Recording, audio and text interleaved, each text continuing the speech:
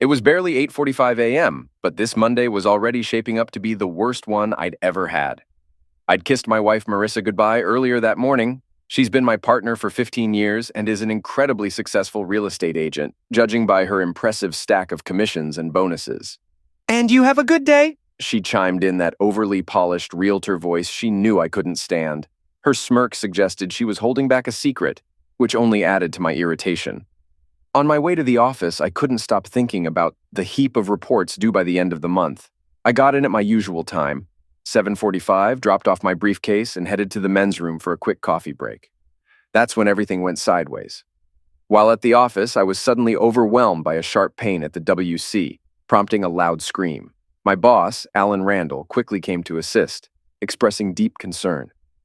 I described the severe, burning sensation, and we both noticed the alarming greenish discharge. Alan immediately advised me to seek medical attention and reassured me not to worry about the pending reports, promising to handle them and suggesting I take the necessary time off. Grateful, I thanked him for his understanding and support, appreciating his compassionate approach during such a distressing moment. I splashed water on my face, grabbed my briefcase, and headed out the door. I told the receptionist I wouldn't be back for at least a day, maybe longer. Normally, I'd see my regular doctor, but his office was clear across town, and I doubted I'd get an appointment today. Instead, I opted for the urgent care just a few blocks from my office. Once there, they quickly took some samples and directed me to the waiting room. It felt like hours, but only 30 minutes passed before a nurse called out sharply, "Greg Watson." She gestured for me to come over with a look that made me feel less than human. Curious about her demeanor, I followed her to the observation room. "Have a seat, Mr. Watson," she instructed coldly. I sat down and watched as she took my vitals, blood pressure, temperature, the works, without much conversation. After jotting down the details, she mentioned, "The doctor will see you shortly," and left the room. Not long after, there was a knock on the door. An older man in a white coat entered, holding a folder. "Mr. Watson, I'm Dr. Smith," he introduced himself. Sitting down, he opened the folder and didn't mince words. "Your tests show you have gonorrhea." "Gonorrhea?" I repeated, stunned. "Yes, it's a physically transmitted disease," Dr. Smith said, giving me a look that suggested I should have known better. "I'll prescribe an antibiotic, and you should avoid any sexual activity for at least 7 days after you finish your treatment. If you still have symptoms after that, see your primary doctor." The news hit me like a truck, but Dr. Smith's straightforward manner helped cut through the shock. I nodded, processing the steps I needed to take next. He started by saying that other tests were ongoing, and it could take a couple of weeks or more to get my results. He then asked for a list of people I'd recently been in contact with. "I've only been intimate with one person in my entire life," I told him. "My wife." He gave me a sad look for a moment before checking my chart. "If I got it from her, wouldn't she show symptoms?" I asked. "Not necessarily, Mr. Watson," he replied. "She might confuse them for something like a bladder or vaginal infection. It's important she gets checked soon. Waiting could lead to serious complications." "Excuse me, Mr. Watson." He handed me some medication and had me sign a few forms. "Take care of yourself, Mr. Watson, and make sure to follow up with your doctor," he advised as he left. Feeling a mix of emotions, I finished up and headed to my car. I called my boss to update him. "I'm sorry to hear that, Greg," Alan said. "Don't worry, your privacy is my priority. You'll take a leave and return when you're ready. I've taken care of your reports, so just focus on getting better." "Thank you," I replied, ending the call. Next, I had to talk to my parents, whom I never hid anything from. I hit their speed dial and my dad answered. "Hey son, are you at work?" he asked. "No, Dad, I'm dealing with a health issue and need to talk with you and Mom," I said. "Of course," he replied. "Are the kids okay?" "They're fine," I assured him. "But I'd rather not discuss this over the phone." "Come over then. We'll have coffee and talk," he suggested. We hung up and I put away my phone, ready to face the next conversation. I should tell you a bit about my background. My sister Denise and I were raised in a very religious and loving family. Our childhood was filled with laughter and love, and although our parents were very much in love, they were also quite strict. One of the key rules in our house was no closeness before marriage. Because of this upbringing, I didn't have sex until I married Marissa. While we were dating, I told her I wanted to wait until marriage. She responded with a big smile and a deep kiss, saying, "That's so sweet. I promise I'll rock your world on our wedding night." And she certainly did. It was an incredible experience, and she was patient and loving as she showed me how to make love in a way that pleased her. Eventually, I began to really enjoy our intimacy, and it seemed she did too. Marissa had been with others before me, but that didn't bother me as long as she was committed to our relationship. Not long after we married, she took a job at a busy real estate office while working towards her license. Our first daughter, Lisa, was born about a year into our marriage, followed by Ginger a year later. Marissa decided to have her tubes tied after Ginger's tough delivery, feeling that 2 children were enough. While I had hoped for a son, I couldn't have been happier with my daughters. Both became the light of my life, quickly turning me into a doting father. When Marissa went back to work after her maternity leave, I often found myself playing the role of Mr. Mom, especially when she worked late or had paperwork to catch up on. As the girls grew, I took them to their various activities, Lisa with her music lessons and Ginger with her sports, particularly when Marissa's work took her away in the evenings. Over time, though, Marissa started to be away even more frequently, attending seminars and company retreats, sometimes over weekends or for an entire week. She always made sure to call us every night, but the increasing distance was hard. On top of everything, she developed an irritating, fake persona that really got under my skin. I brought it up more than once, but she seemed committed to it. Her attitude toward work had shifted too, and I started to wonder if she was spending too much time there. Even our daughters began to notice the changes in their mom. Despite these issues, the thought of her being unfaithful never crossed my mind. She knew my strong stance on infidelity. One day, I arrived at my parents' house and pulled into the driveway. My dad greeted me at the door with a warm hug and a pat on the shoulder. "We just finished the coffee. Come on in, and we'll make some more and talk," he invited. I walked into the dining room and gave my mom a hug before we sat down at the table. She poured us coffee, and I added cream and butter pecan syrup to mine. Dad did the same, and we each took a sip. "Why don't we start with a prayer?" Dad suggested. "Of course," I agreed. It was their way, prayer first, then conversation. After a few minutes of prayer, we got down to business. "What's wrong, son?" Dad asked. "I just came from the urgent care clinic. I have gonorrhea," I said. "Oh my God," Dad responded quietly, always composed as long as he heard the truth. "Were you fooling around?" he asked after a pause. "No, Dad, never," I assured him. "Marissa is the only woman I've ever been with." He nodded. "I believe you, son.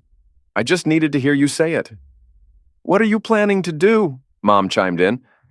"I don't see any other option but to divorce her," I admitted. "It's going to be tough on the girls." "They're old enough to understand," I added. "I can't just overlook this. Even if she promises it won't happen again, I can't trust her." "Do you know how long this has been going on?" Dad asked. "I just found out this morning," I replied. "Adultery is a clear ground for divorce." "Hold on a second," Dad said, getting up to go to his office. Mom looked heartbroken. "I'm so sorry this is happening, Greg," she said. "I always thought Marissa was such a wonderful woman." "Me too, Mom. It seems she fooled us all." Dad returned with his Rolodex, flipping through until he found a particular card. "There she is," he said. "You know Gina Hawkins? The family law attorney from our church?" I asked. "Yes, that's her. Let me give her a call," he said. It wasn't surprising he had her card. As a deacon, Dad kept contacts from the congregation handy. He dialed and spoke to Gina's secretary before getting through to her. I listened as he explained the situation. "Gina, hi, it's Dan Watson. Yes, from the church. Listen, I'm calling because my son could really use your help soon. He's facing a tough situation, and I think you could assist." "Oh, really? This afternoon at 12:30? That's perfect. I'll make sure he gets there. Thanks so much, Gina. I owe you one. Take care and give your little one a big hug from us, okay? Bye." After hanging up, Dad turned to me. "That was Gina. She can see you today at 12:30, thanks to a canceled appointment. Make sure you bring your financials and tax returns from the last 2 years," he informed me. "Okay," I said, realizing I needed to get my documents ready. "I guess I'd better head inside and pack my things." "That sounds like a good plan," Dad replied. "And you know you have to talk to Marissa about the STD. She needs to get tested as well to prevent any further spread." "Maybe the girls should stay with us for a bit," Mom suggested. "Things might get tense at home with everything going on." "You're right," Dad agreed. "Have them stay a few days until things calm down." "Look, son, why don't you bring the girls over after school? We'll take care of getting them to school on time," he proposed. "I will." "Thanks, Dad," I said. We chatted a bit more before I got up to leave. Dad hugged me at the door. "It'll work out, son," he reassured me. "Just don't do anything rash. I know you're hurt and might want revenge on Marissa, but remember Romans 12:19. Vengeance is mine, I will repay, says the Lord. Don't make me bail you out of jail. Think about your girls." I grinned. "No problem, Dad. I got it," I assured him.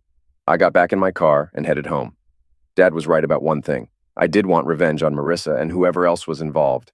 After over 15 years of loving her exclusively, this felt like the ultimate betrayal. When I arrived home, I started going through my files to find my old tax returns. I also needed to find Marissa's because about 8 years ago, she had suggested we file taxes separately to save money. Back then, it made sense. But when I looked at her tax forms, I discovered the real reason she wanted us to file separately. Marissa had earned much more in bonuses and commissions than I had realized. Seeing how much she had put into our joint bank account, I wondered where all her extra money had gone. My search led me to a folder full of bank statements from a bank I didn't recognize. The latest statement showed she had saved almost $1 million over the past 8 years. What was her plan, I wondered? Was this some kind of plan for when the kids went to college? I collected the statements and her tax forms, put them in my folder, and went to my car.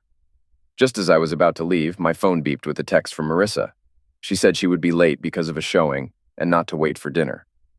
"Yeah, sure," I said to myself. I replied, "No problem. See you when you get home." As I sent the message, I couldn't help but wonder if she noticed that I didn't say, "I love you," like I usually do. I arrived at Gina Hawkins's office building, parked the car, and headed to her suite. As I walked in, I was greeted by an attractive blonde receptionist. "I'm here to see Gina Hawkins," I told her. "I have an appointment for 12:30. After a quick check on her computer, she smiled and led me to Gina's office. Gina stood to greet me, shaking my hand warmly. "It's good to see you, Greg," she said, smiling. "Would you like some coffee?" "That would be great, thanks," I replied. Gina turned to the receptionist. "Could you bring 2 cups of coffee, please? And maybe some butter and nuts?" "Sure," the receptionist replied before leaving the room. She returned shortly with 2 cups and some butter portions. Gina motioned for me to sit, and I took a seat across from her. "I was surprised to get a call from your father this morning," Gina began. "So you're facing a problem that needs legal attention?" "Yeah, it looks like Marissa's been unfaithful," I said. "I'm sorry to hear that," Gina responded, her expression sympathetic. "I always thought you two were solid." "So did I, but I guess I was wrong," I said. "Can you tell me about my options?" I explained the situation, including my visit to the clinic and the discovery of the bank statements earlier that day. Gina nodded thoughtfully. "I understand how tough this must be," she said. "Let me explain a bit about how divorce works here. It's not necessarily about justice. It often comes down to finances. In this state, we have no-fault divorce laws, but you can still file on grounds of adultery if you have strong evidence." "What about the STD she gave me?" I asked. Gina nodded. "That's a strong point," she acknowledged. "But her lawyer might claim you caught it from someone else. We know that's not true, but we need to convince a judge. Regarding the money she set aside, she could argue it was meant as a surprise for retirement." "You don't really believe that, do you?" I questioned. "No, it seems more like an exit strategy," Gina replied. "She's probably waiting for an opportune time, maybe after your daughters finish school, to leave without complications. Proving that in court, though, will be difficult."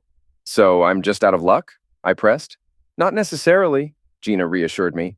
"I can hire a private detective to investigate. It's pricey, but it could provide the solid evidence we need in court. Would you like to proceed with that?" "Yes, let's go ahead," I decided. "Great," Gina responded. "I'll need all the details you can provide.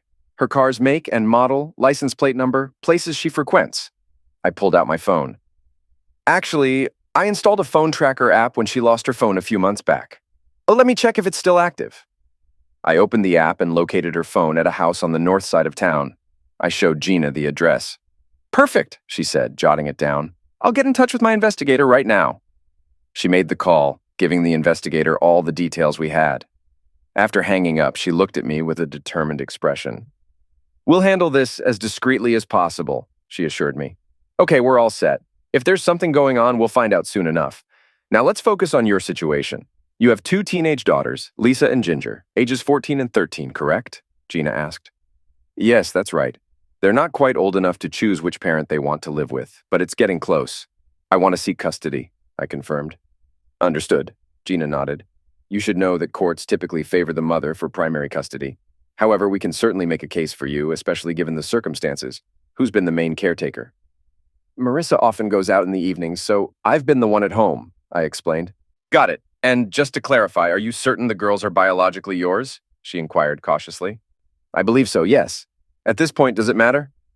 My name is on their birth certificates, and I've raised them since they were babies, I replied a bit defensively. I understand, Gina reassured me. But it might be good to know for sure. I can refer you to a lab for a paternity test if you'd like. Okay, I'll think about that, I said.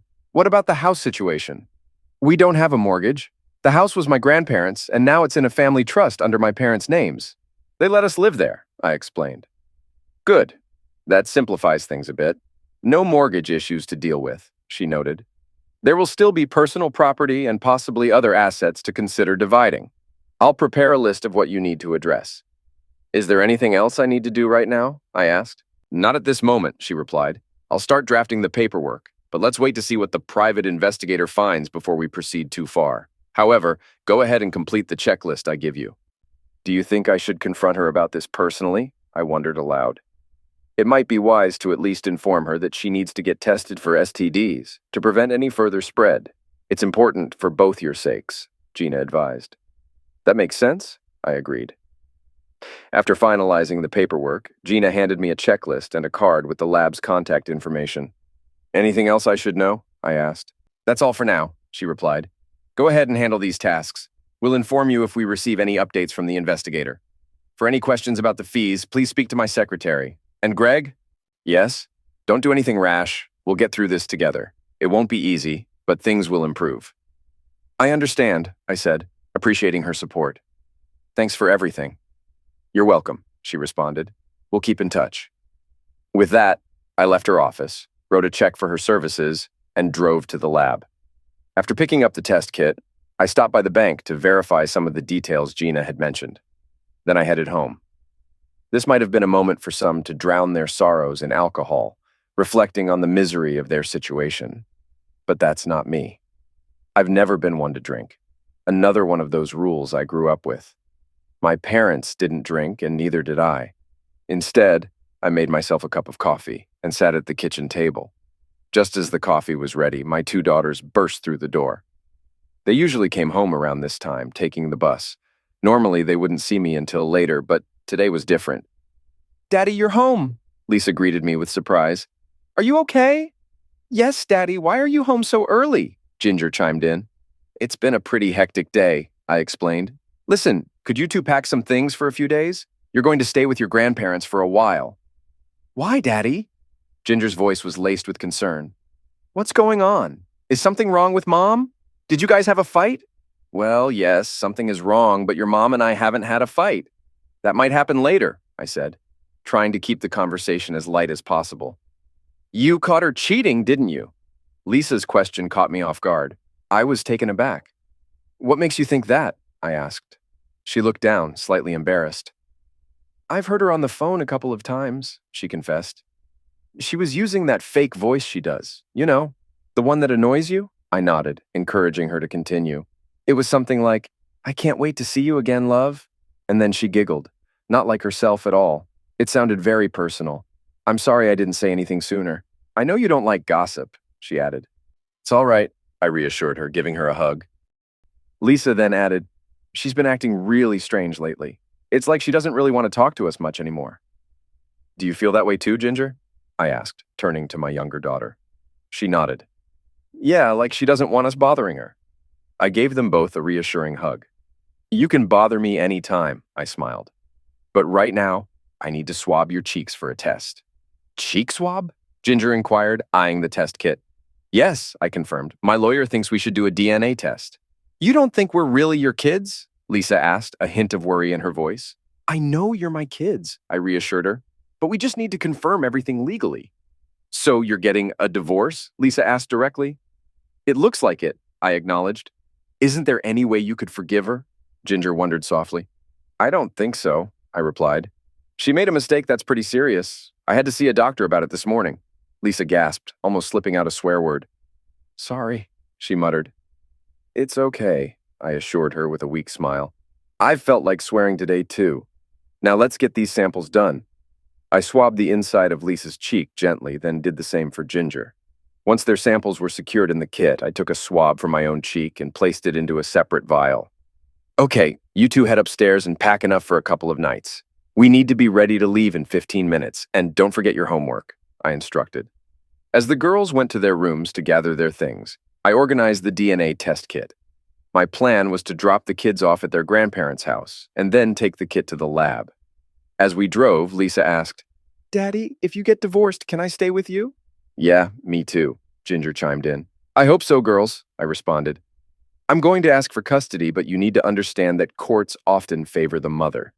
"I don't want to stay with her," Lisa confessed. "Right now, I hate her for what she did to us." I thought about encouraging her not to hate her mother, but I held back. She was voicing feelings that were all too familiar to me. "I understand how you feel, sweetheart," I assured her. "Just remember, no matter what happens, I love you both immensely, and I'll always be there for you." "I love you too, Daddy," Lisa said, tears streaming down her cheeks.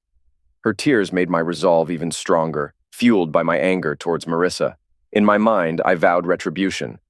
"Vengeance is mine, I will repay, says the Lord." My father's words echoed in my head, calming my vengeful thoughts. We arrived at my parents' house and pulled into the driveway. I hugged and kissed both girls, promising to call them later. We were met at the porch by my dad, who hugged the girls as they carried their bags inside. Mom came out to greet us too. "I'd better get to the lab before it's too late," I said after a few moments. "Are you okay?" my dad asked, concern evident in his voice. "As fine as I can be under the circumstances," I replied. "We'll pray for you," he said. "Give us a call and let us know how things go with Marissa," he added. "I will, but I'm not sure when that will be," I replied. "It's okay, son," Mom reassured me. "You can call any time." "Thanks," I said, giving her a hug. "I better head off now." I left feeling a mix of support from my family and the heavy burden of the steps I needed to take next. I got back in my car and headed to the lab, arriving about 30 minutes before they closed. I handed the DNA test kit to the receptionist. "How soon can I expect the results?" I inquired. "We should have them ready by the end of the week," she replied with a reassuring smile. "Great, thanks," I said, and left for home. Along the way, I felt the need to talk to someone who might shed more light on Marissa's behavior. I decided to call her sister Loretta. I connected my Bluetooth earpiece and dialed her number. She picked up after the second ring. "Hey, Greg, how's my favorite brother-in-law?" Loretta greeted cheerfully. "I've had better days," I replied. "Do you have a minute to talk?" "Of course," she responded. "What's going on? Have you spoken to Marissa recently?" "Not since the family gathering last month at your place," I said. "Actually, things aren't great." I briefly explained the situation, keeping the details succinct yet clear. "Oh my God," Loretta gasped after I finished. "Greg, I hate to say this, but it seems like she's fallen back into old patterns." "Old patterns?" I echoed, puzzled. Loretta hesitated before continuing. "Marissa was quite wild in her younger days. She went through relationships rapidly, almost as fast as changing clothes. She wasn't faithful to anyone she dated during high school and college. I thought she had changed after meeting you. She even told me she had found her soulmate and was done with her old ways. I didn't think it was necessary to bring it up before." "I appreciate that, but I wish I had known," I admitted. "I'm sorry, Greg. I should have told you," she said. "It's okay, Loretta. It's not your fault," I assured her, trying to keep my emotions in check. "Listen, I understand you're planning to have her move out. I'm calling to see if she could possibly stay with you for a while," I said, getting to the point. "Actually, yes," I added, "if that's okay with you." I heard Loretta sigh on the other end of the phone. "She might stay here for a bit until she sorts herself out," she said. "Frank won't be thrilled, though." "I don't want to cause any trouble for you guys," I responded, concerned. "It's okay. He'll manage. Just as long as it's not for too long," she reassured me. "Thanks. I appreciate it. I'm not sure when she'll be home tonight, but I'll give you a call when she's on her way to you," I said. "Thank you," Loretta replied. "How did the girls handle everything?" "They're upset, but they're handling it better than I expected," I answered. "You've raised strong young women, Greg. Stay strong for them," she encouraged. "I'm trying," I said. "I need to go make dinner now. We'll talk later, okay?" "I will," I promised. Then we ended the call. Back home, I warmed up some leftover meatloaf for dinner. Just as I finished eating, the phone rang again. It was Gina, my lawyer. I glanced at the clock. It was just past 6:30 p.m. Hey, I greeted her. Working late tonight? I asked. For you, yes, Gina replied. I've received some preliminary findings from the private investigator. It appears Marissa has been quite active. She's met with 3 men since this afternoon. I was stunned. 3 men in one day? How does she even find the time? Yes, Gina confirmed.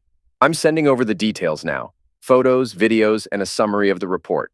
I'd advise against watching the video, but you should definitely listen to the last few minutes of the audio. It's quite revealing. So, do you think you have enough to proceed with the divorce? Absolutely, I affirmed. Good. Listen to that audio, and then call me, she instructed. Will do? Thanks, Gina, I said, hanging up, feeling a mix of anger and relief that I was finally moving forward. I booted up my laptop and accessed my email. I found the video Gina mentioned and fast-forwarded to the specific part she had highlighted. Although I had no interest in watching Marissa in such a compromising situation, I was compelled to understand the context of their conversation. I see you're married, the man remarked, noting her rings. For the moment, Marissa replied casually. I noticed you're married too, she observed, glancing at his ring. Yes, my wife and I have an open relationship, he explained. And you? It's not open in that sense, but I take my freedoms as they come, she stated. So, your husband doesn't know? He probed. No, he doesn't, she confessed. He has no idea what kind of person he's married to. Listening, I thought bitterly. Now I'm realizing the truth. What's the matter? Isn't he good to you at home? The man asked, digging deeper. He had better be. I taught him everything he knows, she boasted. You taught him? The man seemed surprised. Was he inexperienced when you married? Believe it or not, he was a 23-year-old virgin, she divulged. He's quite religious, doesn't smoke, drink, or even curse. He'd probably have a fit if I swore around him. He didn't even know how to make love until we were married. Damn, the man reacted. Sounds like you think he's a loser. So why stay with him? Is there love? In some way, I suppose. He's a good father, looks after our girls well, and doesn't complain when I come home late. But beyond that, he's dull, she admitted. Are the girls even his? He asked curiously. She shrugged nonchalantly. Honestly, I don't know. Maybe. Doesn't matter much to me. He believes they're his, and that's what counts, she claimed. How long have you been fooling around? He inquired. I don't mind saying, she replied breezily. I've been having my fun throughout our marriage, and he's still clueless. He has no idea? Hasn't been with anyone else, so how would he know any different? He said. That's it, she confirmed. Hearing her dismiss our life and our family so flippantly devastated me. The depth of her deceit was far worse than I had imagined. At that time, I had to hold back throwing up. It made me feel sick to think that she'd been treating me like this throughout our entire marriage. Do you plan to stick with him? Yeah, for now. At least until the girls finish high school and head to college, she said. That's in about 4 or 5 years. I'll have everything ready to leave by then. Why wait? Yeah, because usually the courts give custody to the mom, and the last thing I want is to end up with 2 teenage girls on my hands, she says. What are you going to do after this? I wanted to party. Maybe hang out with a few people at once. Maybe go on a cruise or retire to Costa Rica or something. I'm not sure, she said. Oh, I've got a couple of guys. Can you sneak away for the weekend? He asked. Sure, she said. I can tell Greg I have a mandatory weekend seminar or something. He'll believe anything I say. Let me know when you can leave and we'll arrange it. You have my number. I will, she said, smiling. He checked his watch. It's getting late and I need to go. I can't wait to see you again, honey. I'm excited too, she said. He left, and Marissa sat on the bed with a big grin. Oh, Greg, she said to the empty room. You have no idea what's coming. After watching the video, I sat there stunned, wiping away tears. The depth of Marissa's betrayal hit me harder than I'd anticipated. With a heavy sigh, I dialed Gina. I just finished watching the video, I told her. You were right, it was enlightening. Gina's response was prompt. What's your next move? Burn it to the ground, I replied, my voice steady. Consider it done, she affirmed. And what about the men she was with? Is there anything we can do about them? I inquired, though part of me dreaded the answer. Unfortunately, no, Gina explained. Alienation of affection lawsuits aren't recognized in this state anymore. I paused, a bitter chuckle escaping me. Don't worry, their own circumstances will catch up with them soon enough. Echoing my father's earlier words, I murmured, Vengeance is mine. I will repay. Gina chuckled softly. Well, I need to get going, she said.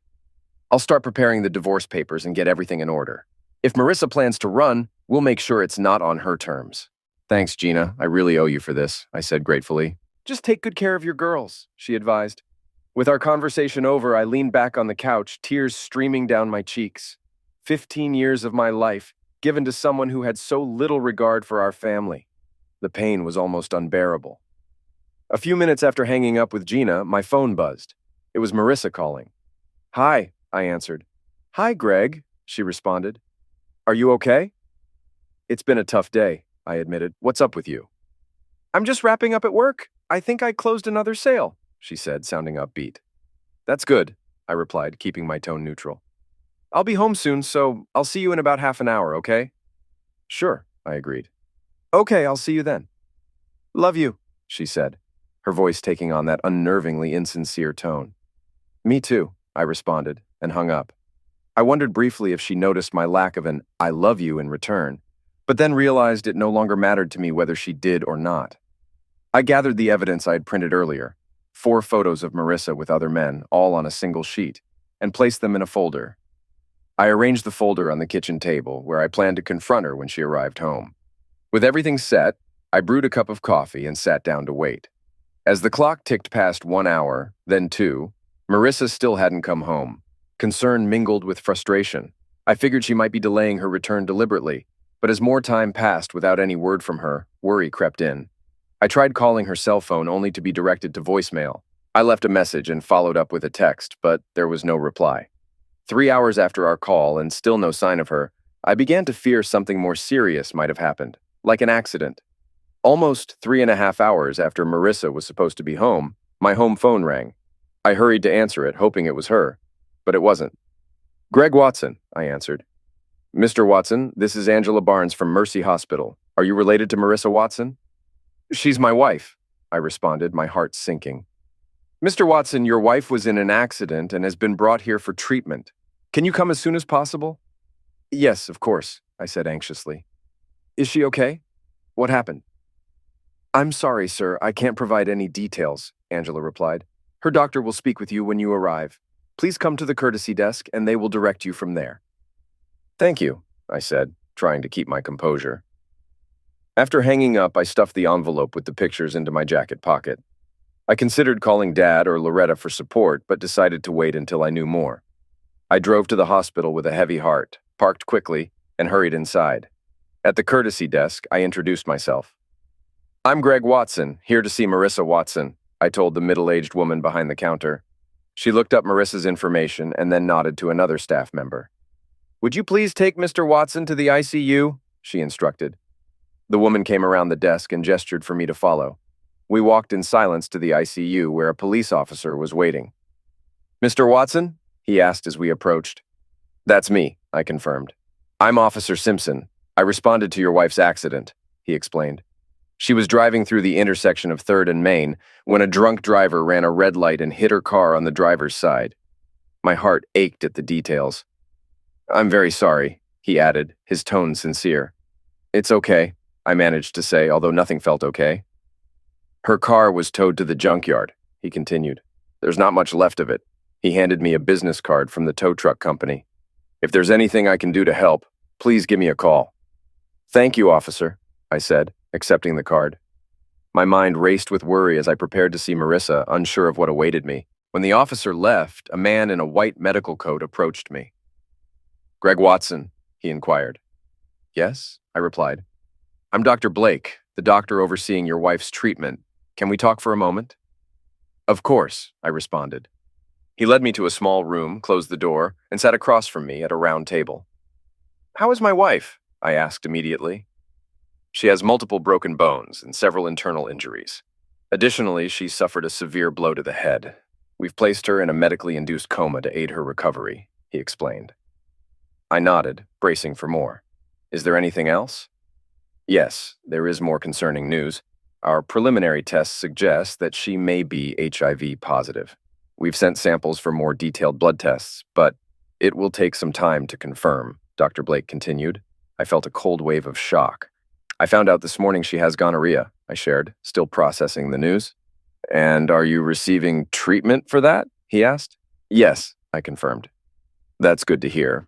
However, I recommend you get tested for HIV as soon as possible. If you could see your primary care doctor tomorrow, that would be best. It's important to know your status, he advised. I nodded, absorbing his recommendations. How long will she be in the coma? I asked, shifting the topic back to Marissa. It depends on her progress, but it could be anywhere from 10 days to 2 weeks. After that, her stay here may extend depending on her recovery speed, he explained. Can I see her now? I asked, eager yet anxious. Absolutely, Dr. Blake said, standing. She needs your support now more than ever. He led me to the door and pointed down the hall. She's in room 5, just over there. Thank you, doctor, I said, shaking his hand before walking to Marissa's room, my mind racing with everything I had just learned. I walked into Marissa's hospital room and the sight of her struck me hard. She was swathed in bandages, with one leg encased in a cast that extended to her hip.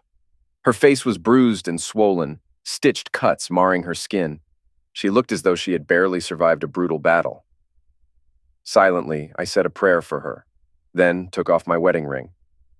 I pulled out the envelope containing the photos, wrote her name on it, and placed my ring inside before sealing it. Turning to the nurse who was attentively monitoring Marissa, I held out the envelope. Could you make sure she gets this when she wakes up? I asked. Of course, the nurse replied warmly. You can place it on that tray over there, she suggested, pointing to a nearby wheeled tray. Thank you, I said, setting the envelope on the tray to ensure Marissa would see it upon awakening. I lingered for a moment looking down at Marissa. Despite everything, it pained me to see her in such a state. Noticing she was still wearing her wedding rings, I gently removed them and pocketed them. Goodbye, Marissa, I whispered. I'll see you later. With a nod to the nurse, who offered me a sympathetic smile, I left the room. Driving home, I called Loretta to update her on the situation. She was stunned by the news, especially the complications with Marissa's health. Greg, you know Frank won't be comfortable with her staying here if she's HIV positive, Loretta stated. He's worried about the kids, and I can't argue with him on that. Her parents had moved to Florida in retirement, eliminating another potential support option. Then it seems I'll need to find her an apartment, I concluded. I think that's wise, Loretta agreed. I'm sorry, Greg, but I have to prioritize my family. She's made her choices. I can help move her belongings, but after that, I need to step back. I understand, I reassured her. You're doing what you need to do. It's late, and I need to get some sleep, but please keep me posted, she said. I will, I promised. Thanks for everything, Loretta. Hanging up, I felt the weight of the day settling over me as I drove the rest of the way home in silence. It was close to midnight when I finally reached home. Exhausted from the day's events, I quickly undressed and fell into bed, asleep almost the moment my head hit the pillow. The next morning, I woke up feeling the weight of everything that had happened. I called my doctor's office and was surprised to find they could fit me in for an appointment later that morning. After securing my appointment, I called my parents to update them on Marissa's situation. They were understandably shocked, particularly about the possibility of her being HIV positive. They offered to bring the girls to the hospital if they wished to visit her. I also shared with them the troubling evidence I had gathered about Marissa. Dad asked me to send the details to his email, which I did immediately. It's really bad, I admitted over the phone. It's all right, son, he reassured me. We'll handle this together. Once I had sent the email, I called Gina to inform her of the latest developments. She was also taken aback, but mentioned that this would allow her to finalize the divorce papers more promptly. I then contacted Marissa's office to inform her colleagues of her accident. They expressed their condolences and promised to visit her. The following 2 weeks were a blur of activity. I found a suitable 2-bedroom ground-floor apartment with an attached garage and secured it by paying the deposit and 2 months' rent up front, using funds from Marissa's half of our joint accounts. When the girls and Loretta arrived, we packed up all of Marissa's belongings, including our wedding album, and moved them to her new place. During this hectic time, I also received the results from the DNA lab confirming that both girls were indeed mine. This was a small, yet significant relief amidst the chaos. I met with the insurance adjuster to inspect the wreck of Marissa's car. Both of us were astounded she had survived the crash given the state of the vehicle. Since the car and insurance policy were in her name, the insurance company would issue her a check directly. I gathered the last of her belongings from the car and brought them to her new apartment, trying to close this painful chapter and focus on rebuilding our lives. A week after the accident, during a phone call, my mom asked, "Did you stop by Marissa's?" "No, I haven't," I replied, meaning since that initial visit. "Why?" she inquired. "I was just wondering," she continued, a tone of concern in her voice. "She's made it clear she doesn't care about us and wants to escape everything," I explained. "I'm giving her what she wants, just not how she planned it." 2 weeks later, I visited my doctor. Thankfully, I was clear of the gonorrhea Marissa had passed on, but we were still waiting to see if there was anything more serious. Physically, I was nearly healed, but emotionally, I was far from recovery. Later that day, I called my boss Alan to tell him I'd be returning to work, which pleased him greatly. That afternoon, the hospital called to say Marissa had woken from her coma. The nurse suggested I visit that evening, which worked well for me. I updated Gina, who had already filed the divorce papers and was waiting for Marissa to regain consciousness so the documents could be served. She arranged for the bailiff to meet me at the hospital. Next, I called Loretta to see if she would join me at the hospital. I then spoke to my daughters. "Your mom's awake," I told them. Their response was lukewarm. Both shrugged off the news. "I'm going to see her this afternoon. Would you like to come?" "No thanks, Dad," Lisa replied firmly. "I'm too mad at her right now." "Me too," added Ginger. "And I've got a lot of homework." "All right," I said. "I'll drop you off at your grandparents' then." By 4:30, I was driving them to my parents' house. I told them Marissa was awake and that I would be meeting Loretta and the bailiff there. "Let us know how it goes, son," Dad said as I left the girls with them. "I will," I assured him. "I'll come back for the girls afterward." "Good, then you can have some of Mom's lasagna when you get back," he said, offering a comforting smile. Mom's lasagna had a way of making any day better. "Sounds perfect," I said, feeling a slight lift in my spirits as I headed to the hospital. He handed her the documents. "You are being served with divorce papers," he stated formally. Marissa took the papers, her hands trembling slightly. There was a long pause as she scanned the top page, her face draining of color. "I see," she finally murmured, setting the documents beside her on the hospital bed. I turned to Loretta, who had remained silent, her expression somber. "Loretta, thanks for being here," I said. "Of course," she replied softly, her eyes not leaving Marissa. Turning back to Marissa, I felt a mix of relief and sorrow. "We needed to resolve this," I told her, "for everyone's sake." Marissa nodded, her eyes downcast. "I understand," she said, her voice barely above a whisper. "I never wanted it to come to this." "I know," I said, although I wasn't sure if that was entirely true. "But here we are." The room was heavy with unspoken words and tension. I decided it was time to leave. "I'll let you rest," I said. Marissa didn't look up. "Thank you, Greg, and I am sorry," she added, her voice cracking slightly. I nodded, not trusting myself to speak further. Loretta and I exited the room, leaving Marissa with her thoughts and the reality of the papers she now held. Outside, Loretta squeezed my arm. "Are you okay?" she asked. "I will be," I answered, managing a small smile. "Thanks for coming, it meant a lot." She hugged me briefly. "Call me if you need anything," she said. "I will," I promised. As I drove away from the hospital, the weight of the past weeks seemed to lift slightly. The future was uncertain, but at least now there was a path to begin moving forward. The process server handed Marissa the envelope and snapped a picture. "You've been served," he declared briskly before exiting the room. "You couldn't even wait until I was out of the hospital?" Marissa asked, her voice tinged with disbelief. "No," I replied firmly. "You were the one who wanted to run away.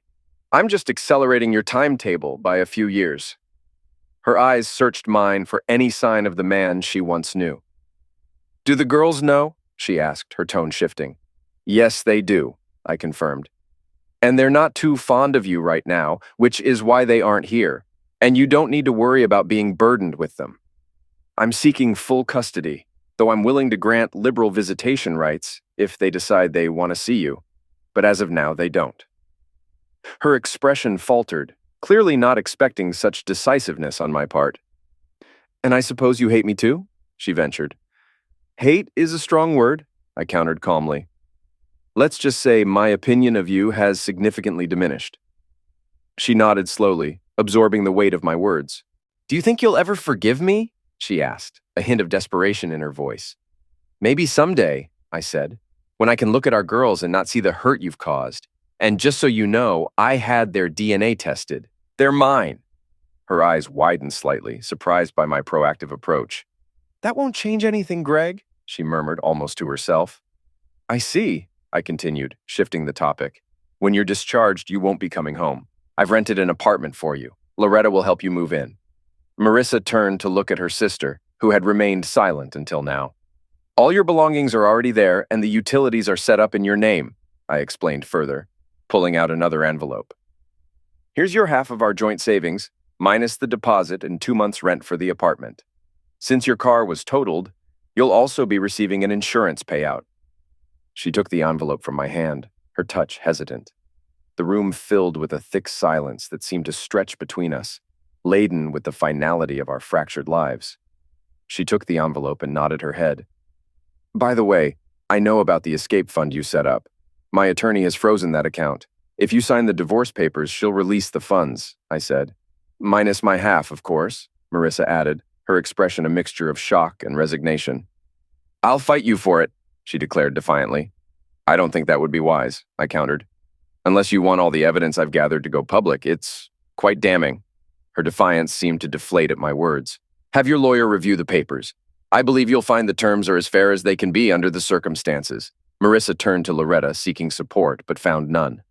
"You should have listened," Loretta said coldly. "You lied to everyone, Greg, your kids, and me. I agreed to help you move into your apartment when you're discharged, but after that, I'm done. You need to sort yourself out." Marissa started to sob. "I'm so sorry," she cried, looking for some sign of sympathy from her sister. "That and a few bucks will get you a coffee," Loretta snapped back. "I won't let you near my family again until you make things right, starting with a genuine apology to your husband and daughters." Through her tears, Marissa looked at me. "Greg, I'm so sorry. I know it doesn't mean much now, but I do love you." "You're right, it doesn't mean much," I replied coldly. "Sign the papers, Marissa." She nodded, overwhelmed and silent. "Goodbye, Marissa." As I turned to leave, she called out, "Greg, can I call the girls, please?" "You can call them," I said, pausing at the door, "but it's up to them if they want to talk to you." "I understand," she murmured.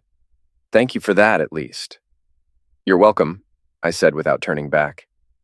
I left the room, aware of the disapproving glances from the nursing staff. They might not have approved of the timing, but this was not their decision to judge. Driving away from the hospital, I headed to my parents' house.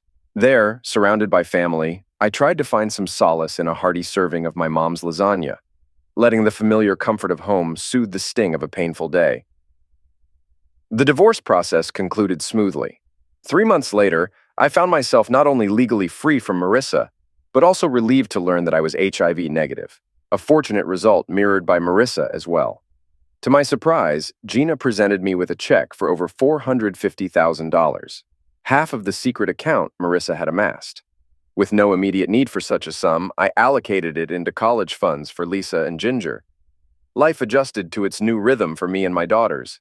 They were my anchor, keeping me grounded amidst the challenges of single fatherhood. Although managing teenage girls on my own was sometimes trying, my mother's advice and support proved invaluable. Marissa, on the other hand, seemed to be settling into her role as a single, divorced woman. After a year of cautious interactions, the girls began to reconnect with her, spending an occasional afternoon together. Marissa had resumed her real estate career with a new company, following an unceremonious exit from her previous employer due to disclosed indiscretions. According to the girls, she was performing well and had shed her deceptive tendencies. Meanwhile, I noticed an increasing amount of attention from the single women at church. They often sent me home with homemade dishes, from pies to lasagna, a gesture that didn't go unnoticed by my daughters.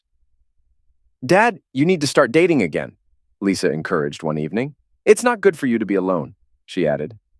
"I wouldn't even know where to start," I confessed, feeling out of touch with dating. "And I'm not alone," I continued. "You two keep me quite busy."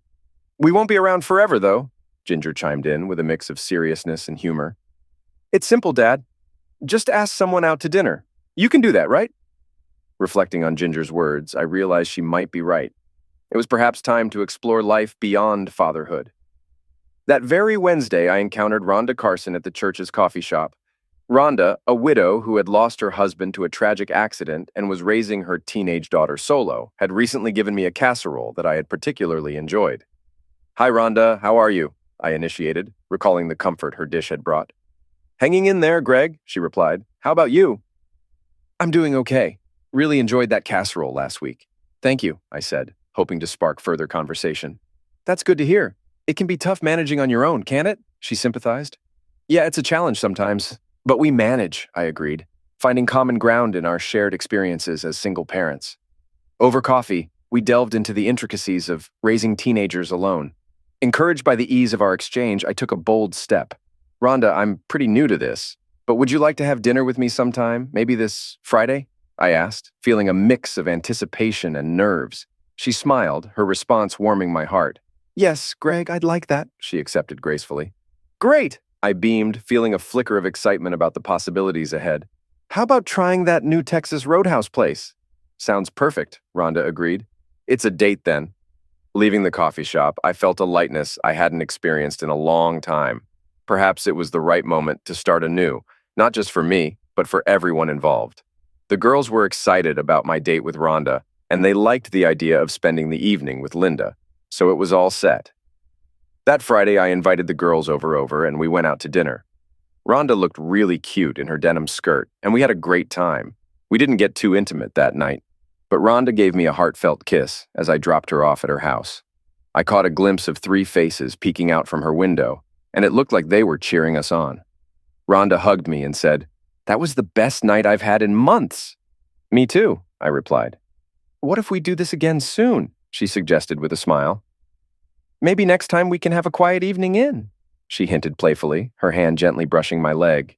I felt a spark of excitement. That sounds like a plan, I agreed, enjoying the flirtation. The girls were thrilled about how well the date went, and honestly, I was too. Spending time with Rhonda felt natural and refreshing. While I'm not certain where this might lead, I'm open to exploring where our next steps might take us.